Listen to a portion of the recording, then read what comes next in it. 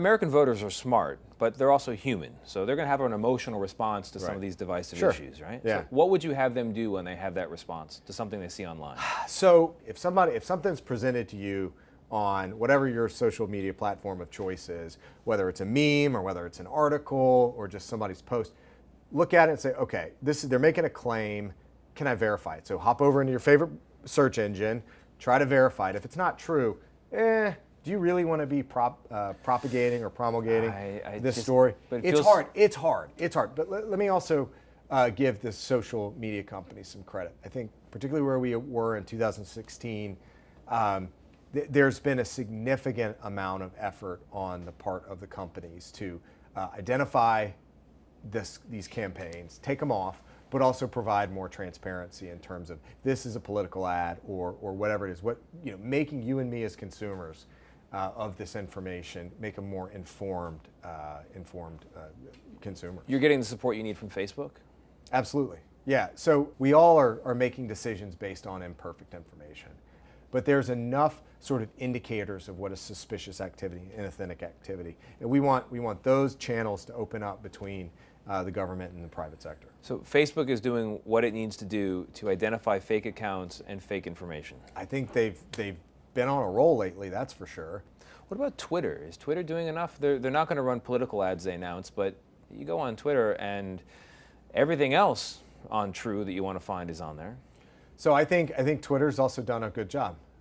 Again, is there? I think a lot of people would be surprised to hear that. Well, I think could more be done? Absolutely. We've got this is it's a good not, job in what? How do you define good job in this? I think this is one of those things where I think the more transparency we can provide to consumers or as you navigate a platform, whether it's Twitter or Facebook or whatever, to inform you or me or whomever of how do I evaluate this account?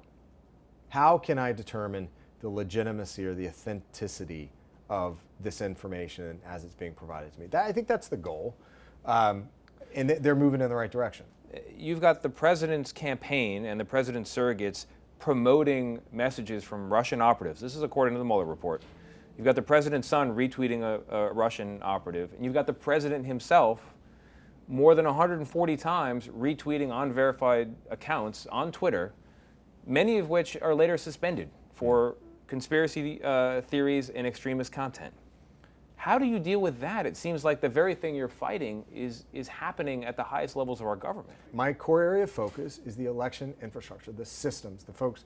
That's your core area, but you're also focused on... Again, of building awareness, building resilience. There are other parts of the federal government that are engaged in this space of bringing in intelligence about this is a Russian actor that's pushing this theme, that's able to share that with the social media platforms to take it down. You're trying to defend confidence in our elections and in our democratic institutions. The president sometimes tweets baseless theories about voter fraud. Is that undermining your mission? Ultimately, where we are is getting information out to the people, out to the election officials, so again, they can make their own evaluations of whoever it is. We have to operate below the headlines, outside of the space of whatever the trending posts are, so that again the average American has the base of information, the base of critical thinking skills to make their own decisions. 92% of votes cast on Election Day 2020 you think will have a paper backup, which means they're checkable. Yeah, that's the way the upgrades are working right now. It looks like some of the states, and then in 16 and even 18, that didn't have a paper ballot backup, they should have paper ballot backups by 2020. Again, that's important so that if you detect something suspicious, you can go grab the paper, you can run an audit on top of it, and get to again a degree of confidence. One thing I've said before is what's the purpose of an election? It's not to prove to the winner who won, it's to convince the loser he or she lost. So it's important that we can go back to the tape, we can pull the records, and we can say, all right, here's how it went down, and we can validate the outcome. How confident are you that you can say yes to that question in 2020?